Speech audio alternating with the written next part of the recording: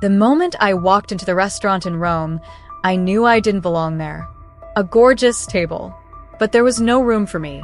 It was my mother-in-law's 70th birthday, a celebration I'd planned for months. Everything was flawless, every detail, except there was no chair for me at the table. My husband let out a small, amused laugh. Oops. Guess we miscounted. The table erupted in light chuckles. That kind of polite, cold laughter that hides the real truth. I stood there, heat rising up my neck, but my voice didn't shake. Seems I'm not family, I said. Then I turned and walked out. No one followed. 30 minutes later, they realized what I'd done. The entire event canceled. Venue, catering, every booking gone. Their faces drained white when the staff started removing centerpieces from the private dining room. Sean's mother looked like she'd swallowed glass. I stood at the entrance, still in my heels, still calm, still watching. Seems I'm not family, I said again. My voice didn't waver, but my chest was breaking open from the inside. 12 faces stared back at me, some in shock, some in quiet satisfaction. Sean's careless oops still rang in my ears. I walked away from a table where no one had saved me a seat. And I didn't cry. Not one tear. Instead, I opened the event management app I'd built my career on. 30 minutes. That's all I needed. It was more than enough. But before I take you deeper into what happened, let me thank you for being here. Sometimes, the most defining moments are the ones where we finally stop begging for space and start walking toward our own. If you've ever felt like an outsider in a room full of people who claim to love you, you might find yourself in this story. Because this is where Anna Morgan Caldwell stopped being a perfect wife and started becoming something else entirely. 5 years ago, I was just Anna Morgan, founder of Elite Affairs, Boston's premier event planning firm. I had built my business from nothing, put myself through school, hustled harder than anyone I knew. Every polished gala, every high-end wedding, every Fortune 500 party, I was behind it all. Quiet, precise, flawless. And that's how I met Sean Caldwell at a charity event for Boston Children's Hospital. He was tall, effortless, the kind of man who didn't need to try because life had already handed him everything. Are you the wizard behind all this? He asked, gesturing at the transformed ballroom. His charm was practiced, but there was warmth behind it.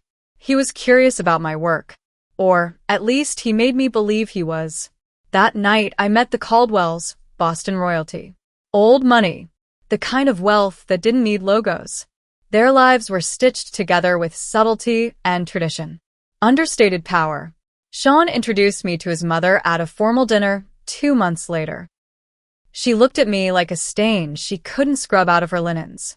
You've done well for yourself, Eleanor had said, smiling without warmth. Self-made success is so American. I ignored the warnings. I told myself Sean was different. He didn't care about status. He was kind, thoughtful. He listened. When he proposed 11 months later, I said yes. Even with the quiet voice inside me whispering, they will never accept you. I planned most of our wedding myself. Couldn't trust anyone else with the details. Eleanor criticized everything. The venue, the food, the guest list. Sean played peacekeeper, but he never once stood up to her. After the wedding, it got worse. They still used my company for their events, but decisions were questioned, credit taken, details changed last minute. At family gatherings, they asked for my input, then ignored it. To Eleanor, I wasn't a businesswoman. I was the family's in-house party planner. Sean never defended me. That's just how she is, he'd say. Don't take it personally. But it was personal. And still I stayed. Still I gave. Still I tried to belong. Eleanor's 70th birthday was supposed to be my redemption. A week in Rome. Michelin-starred dinners. Private tours. A celebration to make the family see me. I poured myself into the planning. Spared no effort. No detail. No cost. That's when I noticed the cracks. Vendors called me directly, confused about unpaid deposits. Sean said it was a banking issue. International wires. he explained like that meant anything. But then I saw it. His laptop left open. Accounts drained. Credit maxed. Properties mortgaged. The Caldwells weren't just broke. They were drowning. I used my own credit line to keep things afloat, because I believed Sean would come clean. That this was just temporary. Then, the morning we were flying to Rome, his phone pinged while he was in the shower. A message preview.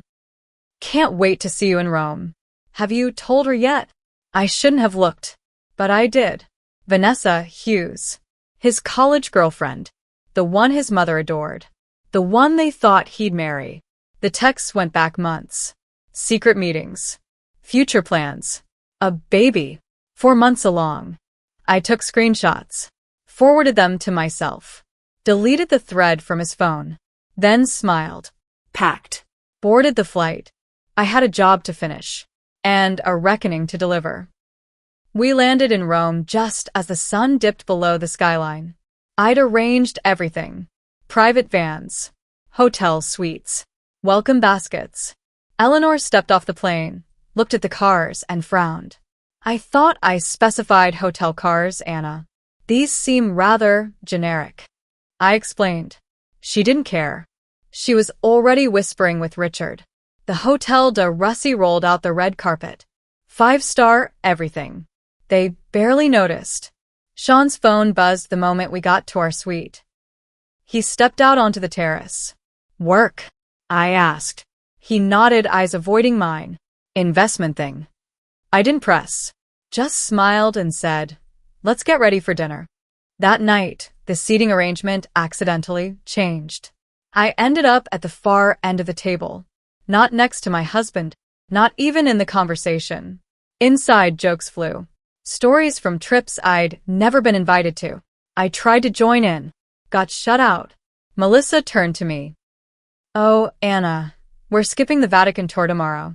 Doing some family shopping instead. I blinked. Family shopping? Eleanor jumped in. Just a little tradition, dear. You'd be bored. Better use your time checking on the birthday dinner. That's your thing, after all. Every day after that, it continued. Sean was gone before I woke. Notes scribbled on hotel stationery. The family vanished for hours. Plans I was never told about. When I walked into the lobby, whispers died. Eyes shifted. Then came the third morning. Sean rushed out, forgot his briefcase. Inside, draft separation papers. Dated 2 months ago. Prepared by the Caldwell family attorney. And just like that, I knew. They weren't just cutting me out of the family. They were rewriting the story entirely. So I started writing my own. There it was, black ink on crisp white paper. A script. Not just any script.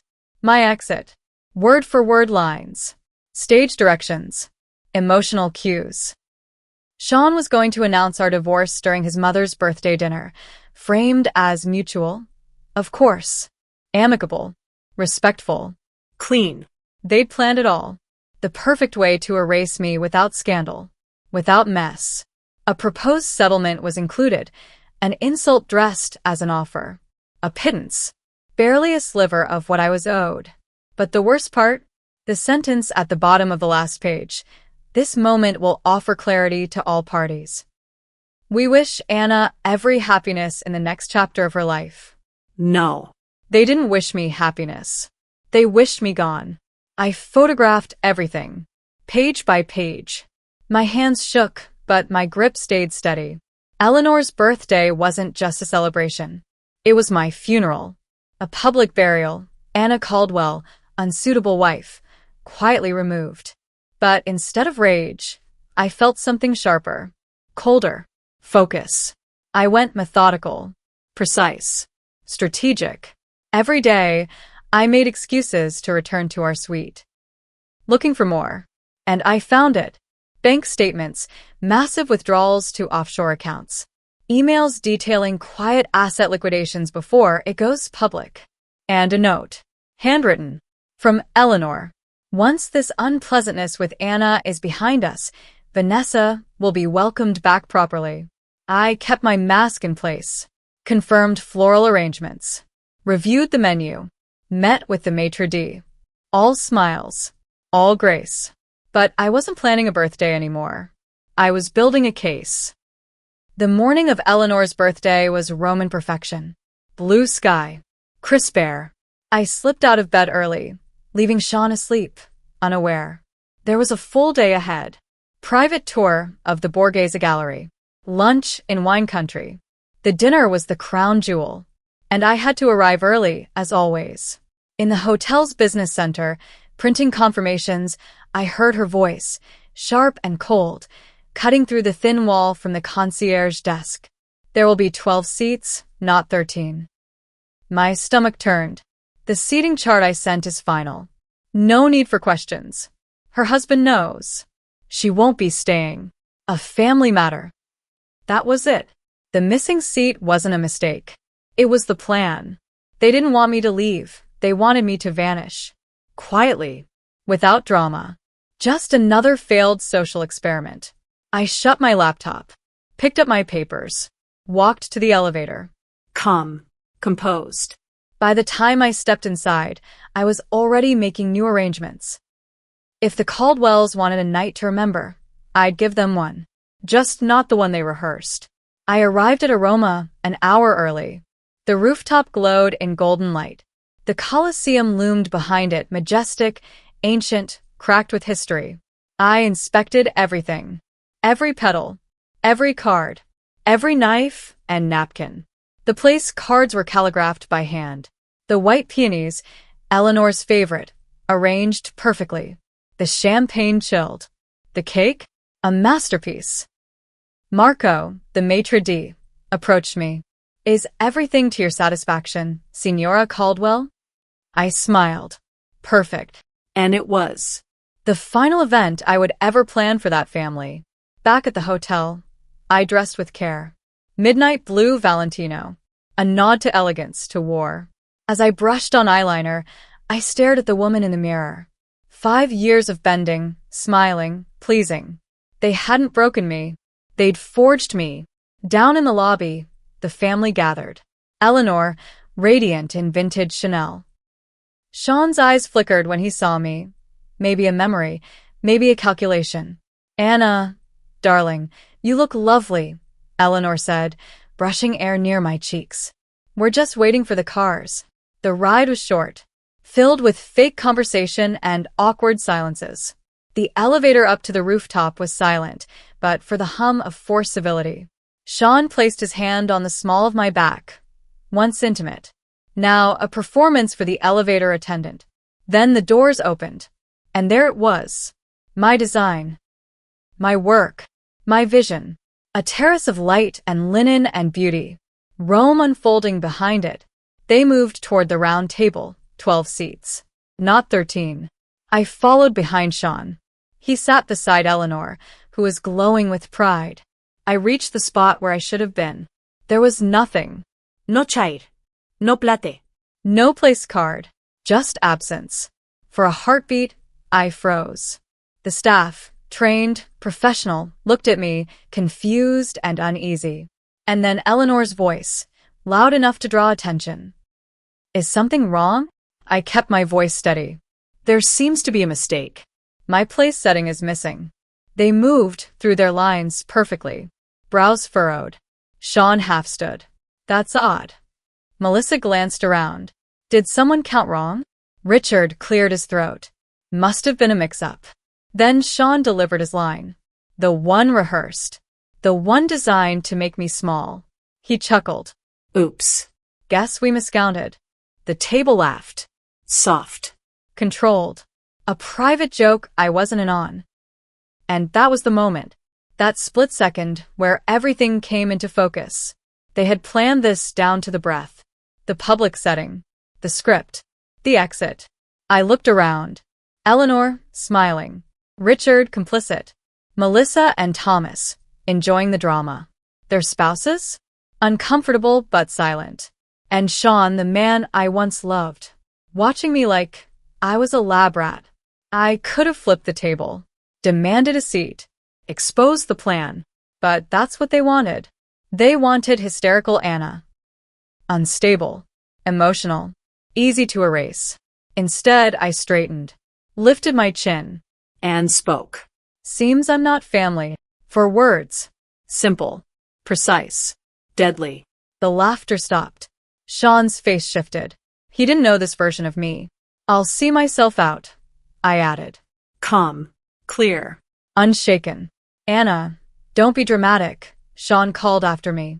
Another scripted line. We can fix this. I kept walking. I nodded at the waitstaff. Kind. Grateful. Human. In the elevator, I breathed deep. Once. Twice. By the time I reached the street, my hands had stopped shaking. Across from the restaurant was a small cafe. Empty. Quiet. Perfect. I sat, ordered an espresso, and opened my phone. Now. It began. I sent the first email to Marco. The contingency plan. A cancellation clause we'd quietly discussed just in case. Attached, my credentials, account confirmation, payment reversal authorization. Then came the calls.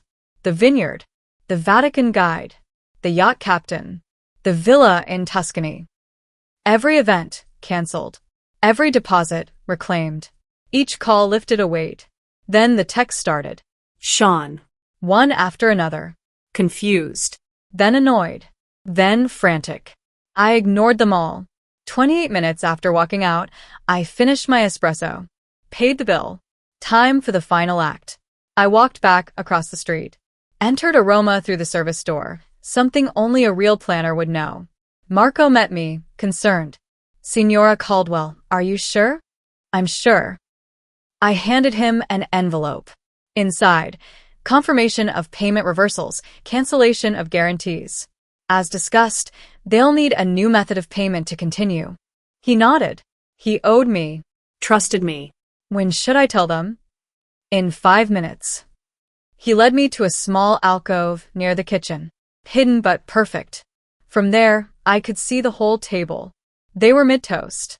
Champagne raised. Faces glowing. Eleanor looked victorious. The first course had just been served. Ostra caviar flown in per her request. She had no idea the empire was about to fall. It was almost too easy to dismantle Eleanor Caldwell's birthday week. Because power, real power, lives in the details. In contracts. In fine print. In whose name sits at the top of the invoice. Every booking. Every deposit. Every signature on those files. Mine. High-end vendors trust relationships, not last names. And I was the relationship. I didn't need permission. I was the authority. My phone buzzed again. San. Anna, where are you? Stop being childish and come back. A second message. Mother is upset. You're embarrassing yourself. I ignored both. Instead, I messaged Carmen at the villa in Tuscany, the final leg of their extravagant journey. Carmen confirmed the cancellation. Warmly. Professionally. Even promised to return the generous tip I'd sent ahead to her staff. Another buzz. More texts. The hotel just called. Our reservation is canceled. What are you doing? Anna, this is ridiculous. This isn't funny. Fix this now. I sent one final text. To Marco, you may proceed. From my hidden alcove, I watched him approach the table. Calm. Controlled. 2 other staff members flanked him. It looked formal. Serious. He leaned toward Richard, head of the table, opposite Eleanor. At first, no one noticed. Then Richard's expression changed. Polite confusion to alarm. He pulled out his wallet, talking faster. Marco shook his head. Politely. Firmly. He showed Richard something on a tablet. The atmosphere shifted. Forks paused midair. Smiles faded. Eleanor slowly lowered her utensils. Her posture, usually regal, tightened. Sean stared at his phone. Reading, I assumed the message I'd just sent. All deposits have been returned to my company account. All events for the week are canceled. Your family's financial secrets are about to become very public. Enjoy your caviar. And just like that, chaos. Richard stood abruptly, face flushed. Eleanor clutched her diamond necklace like it could shield her. Melissa whispered frantically to her husband. Thomas pulled out his phone, trying to confirm what couldn't be undone. And Sean didn't move. He knew. He knew this wasn't just a ruined dinner. It was exposure. My phone rang. Sean again. This time, I answered. His voice was low and sharp. A hiss. What the hell do you think you're doing? I smiled. Seems I'm not family, I said calm. Precise. So, I'm not responsible for family celebrations. You need to fix this. Now. Do you know how humiliating this is for all of us? I know exactly. That was the point. Where are you? His tone cracked. Desperate now. We need to talk. I can explain about Vanessa about everything. I'm sure you can. But I've seen the financials, Sean. The emails. The offshore transfers. The shell accounts you created before filing. His silence confirmed everything. Those were private. Yes. Just like the messages from Vanessa. Just like the script for the divorce announcement. Just like the seating chart that didn't include me. Nothing. On the restaurant floor, Marco was now addressing the entire table. Guests turned in their seats. Other diners watched openly. The Caldwells had built their lives on discretion. Now their fall was dinner theater. Anna, please. Sean's voice lost all its polish. Just fear now. Raw and trembling. You don't understand what this will do to us. Oh, I understand perfectly, I said. That's why I did it. We can work this out. Please come back to the hotel. Give me 20 minutes. No, Sean. We're not working anything out. I hung up and stepped into the light. 12 heads turned as I approached. Their expressions a carousel of shock, anger, fear. Eleanor stood first. Her voice sharp, venom laced with desperation. How dare you ruin my birthday? I didn't flinch. I didn't yell. I smiled. I learned from the best, Eleanor. Isn't this what you wanted for me? A public humiliation? The difference is, I rewrote the ending. Richard shot up from his chair. This is outrageous. You had no right. I had every right, I said, voice steady. Every contract, every booking, every payment mine. I simply adjusted the plans. Melissa sneered. You'll regret this. When Sean divorces you, you'll get nothing. I turned to Sean. Locked eyes. That's where you're wrong. I have everything. The accounts, the offshore records, the proof of fraud. And I'm sure the IRS will be very interested. Silence. Ghost white faces. I didn't feel triumphant. Not even vindicated. Just free. I turned, walked away, and didn't look back. I left Rome the next morning. First class, direct to Boston. Paid in full with points I'd earned planning the Caldwells' past luxury vacations. The irony wasn't lost on me. Through the concierge, I learned the Caldwells paid for dinner with collateral, Eleanor's vintage Bulgari bracelet. They had to arrange a wire transfer just to settle the bill. By sunrise, the whispers had spread. Rome's hospitality network was buzzing. An American dynasty, suddenly short on credit. More messages came in. Sean. Richard. Melissa. Thomas. Some were threats. Some pleas. I read them from the British Airways lounge in London, sipping Earl Grey.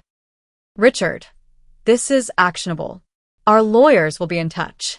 Melissa. You've made the biggest mistake of your life. Thomas. You think you can humiliate our family without consequences? Eleanor's was the most revealing. I always knew you were common. This vindictive display only proves it. But Sean's told the real story. You have no idea what you've done. My father had a minor heart episode. Is that what you wanted? The Prescotts and Whitmores saw everything. Do you know what that means? The hotel is demanding full payment up front. They said all guarantees are void. Please, Anna. It's about more than us now. I didn't respond. Instead, I forwarded everything to my lawyer, told him to hold the documents, To be ready if they came for me. When I got home to our Beacon Hill brownstone, I called movers. I took only what was mine. Clothes. Jewelry I bought myself. My first edition books. The art I collected before marriage. Everything else? I left behind, including the Caldwells. 2 days later, a small headline appeared in the Boston Globe's Society section: Caldwell Investment Group faces inquiry. It wasn't front-page news, but in Boston's elite circles, it hit like a tremor. 1 week later, Sean showed up. Unannounced. Uninvited. He looked wrecked. "You need to come home," he said. "This isn't a negotiation, Sean. This is divorce." He stepped inside anyway. Sat down. Ran his hands through his hair. "The SEC is investigating. Board members have resigned. Mother had to cancel her gala. Donors pulled out." "That sounds like a Caldwell problem," I said. "Not mine. It's your problem if I go down with the ship. We're still married. My debts are your debts." I smiled just a little. "Not when I have evidence you hid assets with intent to defraud. Not when I was excluded from financial decisions." He sagged, shoulders caving in. "I never wanted it to be like this." "What did you want, Sean? A wife to plan your parties? Keep your calendar? Smile beside you while you ran back to Vanessa?" "It wasn't like that. I did love you, but not enough to stand up to them. Not enough to be honest." I sat across from him. Come. Measured. "When's the baby due?" His head snapped up. "How did you?" "4 months. That's what the text said. Congratulations." Silence. Outside, it began to rain. A soft tapping on the windows of my new apartment. Smaller than the brownstone, but mine. Paid for with money I earned. Alone. "Name your price," he finally said. "Just give me the documents. Sign the NDA. I'll give you whatever you want." And there it was. The final proof. After everything, he still thought I could be bought. "You still don't get it," I said. "I don't want your money. I want my freedom and the truth." I stood. "The documents stay with my lawyer unless you drag me down. The divorce is simple. I walk away with what's mine. You walk away with what's left." A beat. "And Vanessa?" I asked. Sean didn't answer. Just whispered, "The baby, that's between you and your conscience," I told him quietly. "I hope you're a better husband to her than you were to me." He didn't answer. Just stood there, silent, drained. Then he left. After the door clicked shut, I stayed by the window. The rain had picked up. Steady. Relentless. Cleansing. The scandal didn't explode. It leaked. Slow and steady, like water seeping through cracked foundations. The Boston Globe ran a deeper piece. Financial irregularities. Questioned investments. Quiet exits by longtime clients. Whispers turned to conversations. By the end of the month, Caldwell Investment Group was no longer Boston's golden firm. Eleanor slipped off her pedestals one by one. 3 charity boards quietly moved her to emeritus roles. Not fired, just faded. And Vanessa? The city's rumor mill found her waddling into her OBGYN's office, diamond ring glinting under fluorescent lights. She wasn't just pregnant.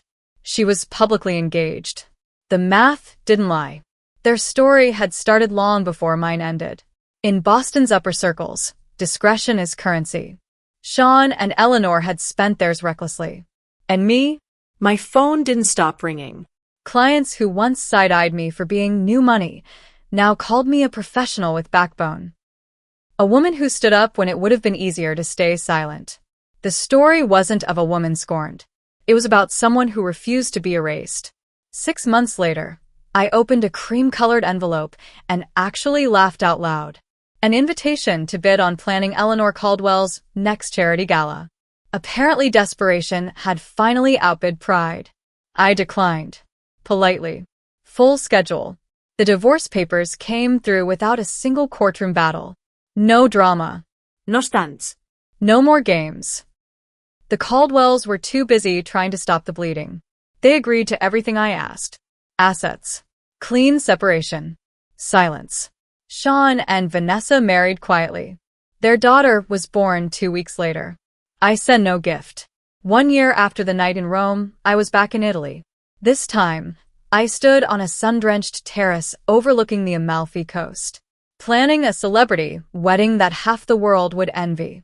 Phone in one hand, clipboard in the other, vendors waiting on my call.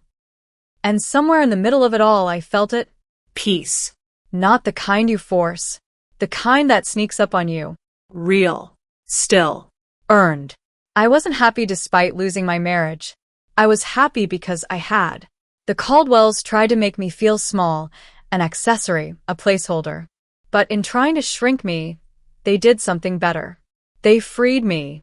They broke the version of me who thought love meant swallowing pain, who believed belonging required silence. And in that breaking, I got to rebuild. Not as someone trying to fit into their world, but as a woman who knew her own worth, who built her own. I didn't need the chair they forgot. I needed to know I deserved to stand on my own. I raised my glass to the horizon, to the sun dipping beneath the Mediterranean, to everything I'd lost, to everything I'd found, and to the missing chair that taught me exactly where I belonged.